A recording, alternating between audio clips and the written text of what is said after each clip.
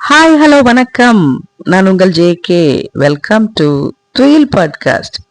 ஒரு ஸ்பெஷல் எபிசோட்ல உங்க எல்லாரையும் சந்திக்கிறதுல எனக்கு ரொம்ப ரொம்ப சந்தோஷம். ஒரு கல்வியாண்டு நிறைவுற்றுச்சு, கோடை விடுமுறை தொடங்கியாச்சு. இந்த கோடை விடுமுறையில நம்ம என்னென்னலாம் செய்ய போறோம், எங்கெல்லாம் போக போறோம், யாரெல்லாம் மீட் பண்ண போறோம், இதெல்லாம் தாண்டி எந்த புது புது விஷயங்களை கத்துக்க போறோம், எந்த அளவு பாதுகாப்பா இருக்க போறோம் அப்படிங்கிறது ரொம்ப ரொம்ப முக்கியம். மாறி வரும் இந்த அவசரமான காலகட்டத்துல பெற்றோர்களும் தங்களுடைய குழந்தைகளும் ஒருத்தர் பார்த்து பேசி அளவலாவி அதுக்கான நேரம் இருக்குதா அப்படின்னா இந்த கோடை காலம், இந்த கோடை விடுமுறை தான் அதுக்கு ஒரு அருமையான நேரம். அப்படிதானே? இந்த கோடை விடுமுறைய எந்த அளவுக்கு பாதுகாப்பாகவும் பயனுள்ளதாகவும் செலவழிக்கணும் அப்படிங்கிறத பத்தி நமது பள்ளி கல்வி இயக்குனர் அவர்கள் பெற்றோர்களுக்கு சில செய்திகளை வழங்கியிருக்காங்க. அதை தெரிஞ்சுக்கலாமா? மாணவர்களின் பாதுகாப்பு. கோடை வெப்பம் அதிகமா இருக்கிறதுனால வெளிப்புற விளையாட்டுகள்ல ஈடுபடும் போது அதிக அளவு தண்ணி குடிக்க வைங்க அப்படின்னு சொல்லியிருக்காங்க. சூரிய ஒளி தாக்காம இருக்கணும் அப்படின்னா மாணவர்கள் தொப்பிகளை பயன்படுத்த அறிவுறுத்தணும் அப்படின்னு சொல்லியிருக்காங்க. உச்சி சூரிய வெப்ப நேரத்துல வெளியில போறத அப்புறம் விளையாடுறது ரெண்டையும் தவிர்க்கணும். குறிப்பா காலை 10 மணி முதல் மாலை 4 மணி வரைக்கும் வெளியில போகக்கூடாது. ஆபத்தான பொருட்களை மாணவர்கள் பார்வையில படாதவாறு பாதுகாப்பா வைக்க சொல்லியிருக்காங்க. மாணவர்கள் நீர்நிலைகள்ல நீச்சல் தெரியாம குளிக்க முற்படும் போது நீர்ல மூழ்கிறதுக்கு வாய்ப்பு அதிகம். அதனால விடுமுறை நாட்கள்ல கடல், ஆறு, ஏரி, குளம், அப்புறம் குட்டை மாதிரியான நீர்நிலைகள்ல குளிப்பதற்கு பெற்றோர்கள் அனுமதிக்க வேண்டாம் அப்படின்னு குறிப்பிட்டிருக்காங்க. அடுத்ததா மாணவர்களுடைய மனநலம் காத்தல். பள்ளி கோடை விடுமுறை நாட்கள்ல சில மாணவர்கள் தங்கள் உடல் மற்றும் மனநலனை பாதிக்கக்கூடிய சவால்களை எதிர்கொள்ள நேரிடும்.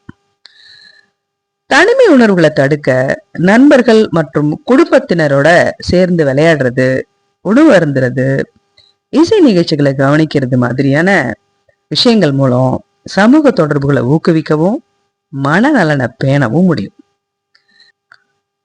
தொலைக்காட்சி அப்புறம் கைபேசி இதுல அதிகமான நேரத்தை செலவிடுறத தவிர்க்கிறத அறிவுறுத்தணும்னு சொல்லியிருக்காங்க. அடுத்தது ஆரோக்கியமான உணவு. மாணவரோட வளர்ச்சிக்கு சமச்சீரான உணவு அளிக்கிறது ரொம்ப ரொம்ப அவசியம். அதனை உறுதிப்படுத்தும் விதமா பாரம்பரிய உணவு வகைகளை தயார் செய்து கொடுக்க சொல்லியிருக்காங்க. கோடை காலத்தை எதிர்கொள்ள ஏதுவா கோடை காலத்திற்கு ஏற்ற பழ வகைகளை மாணவர்களுக்கு வழங்க சொல்லியிருக்காங்க. அடுத்ததான் கல்வி இணை செயல்பாடுகள். பெற்றோர்கள் மாணவர்களை அருகாமையில இருக்கிற பொது நூலகங்களுக்கு அழைச்சிக்கிட்டு 1 மணி நேரமாவது அங்க நேரத்தை செலவிட ஊக்குவிக்கணும்.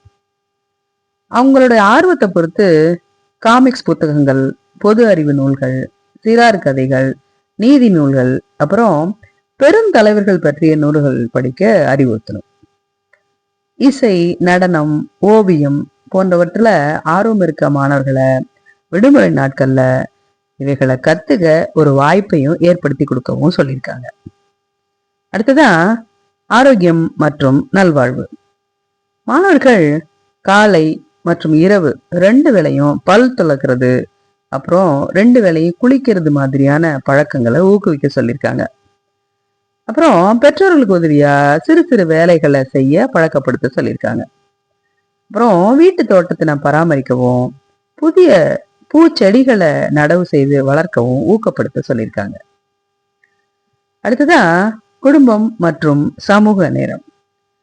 தாத்தா பாட்டி இருக்கிற வீடுகள்ல இருக்கிற குழந்தைங்க எல்லாரும் அவங்களோட சேர்ந்து உணவு உண்ண அறிவுறுத்திருக்காங்க. அப்புறம் பெற்றோர்களை மதிக்கவும் அவங்களுக்கு உதவி செய்யவும் பழக்கப்படுத்தணும்னு சொல்லியிருக்காங்க. அன்பிற்கினிய பெற்றோர்களே, இப்போ நான் குறிப்பிட்ட அத்தனை விஷயங்களும் உங்களுக்கு தெரியாததில்ல. இந்த அவசரமான சூழ்நிலையில சில விஷயங்கள் இன்னொருத்தர் சொல்லும் போது இதை செய்யலாமே அப்படின்னு நமக்கே ஒரு ஆர்வம் ஏற்படும். அதனால நமது பள்ளி கல்வி இயக்குனர் அவர்கள் கூறியிருப்பதுபடி பெற்றோர்களே, உங்களுடைய குழந்தைகளை இந்த கோடை காலத்துல மிகவும் பாதுகாப்பாகவும் பயனுள்ள வகையிலும் கழிக்கிறதுக்கு உறுதுணை புரியுங்கள். மீண்டும் அடுத்த ஒரு கல்வியாண்டில் ஒரு புத்துணர்ச்சியுடன் உங்களுடைய குழந்தைகளை சந்திக்கிறதுக்கு நாங்கெல்லாம் ஆர்வமா இருக்கோம். மீண்டும் சந்திப்போம். நன்றி.